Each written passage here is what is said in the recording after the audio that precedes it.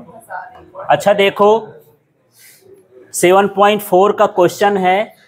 Question में कहीं ना सी लिखा है, नहीं कहीं वी लिखा है। इसको कैसे संकेत में लिखेंगे वो समझो। सबसे पहले 60 माइक्रोफैरेड का एक संधारित्र है, तो संधारित्र की धारिता को किससे लिखते हैं? सी से। तो मैं लिख दिया 60 म्यू एफ माइक्रोफैरेड, और माइक्रो का मतलब कितना होता है? 10 की घात माइनस 6, तो 60 गुणे 10 की घात माइनस 6 फैराड हो गया। ठीक है। इसके बाद इसमें वोल्टेज देखो कितना है, 110 वोल्ट, तो 110 वोल्ट भी लिख लिए। इसकी जो आवृत्ति है ये 60 हर्ज है, तो ये 60 हर्ज लिख लिए। ठीक है। अब इसमें पूछता है कि धारा का आरएमएस मान है, तो यहां लिख दिए धारा का आरएमएस मान।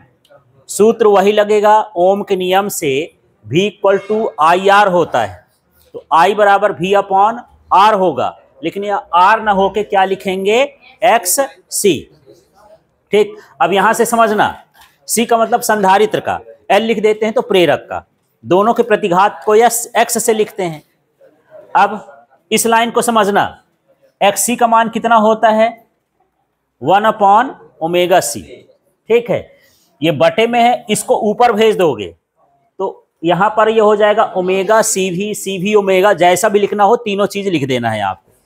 अब ओमेगा का मान क्या होता है? 2 पाई न्यू, और ये हो गया सी भी। इस तरह से तो सूत्र आया। सूत्र को बदलने के बाद इसमें अब मान रखेंगे।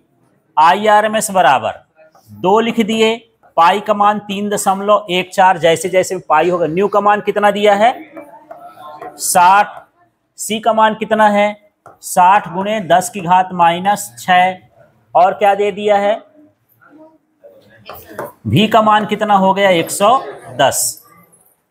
अब ये हो गया आई आर एम एस बराबर, अब इसमें ज्यादा कुछ नहीं करना था, 2 का गुणा इसमें करते 628 आ जाता।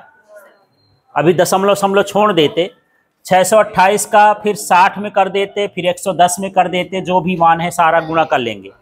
तो गुणा करने में कितना आया, कोई बताएगा भी ना? हाँ आप बताओ। आए? हाँ तो पूरा लास्ट का गुणा कितना आया, आप बताओ गुणा करने पर कितना आया हो? नहीं अभी कुछ भी काटो, तो लास्ट में गुणा करने पर कितना? हाँ 248 666 0। अच्छा 666 है ये, और साथ में क्या है? 0। ये सबका गुणा करोगे तो ये आएगा, और ये 10 की घात कितना होगा? -6। ठीक।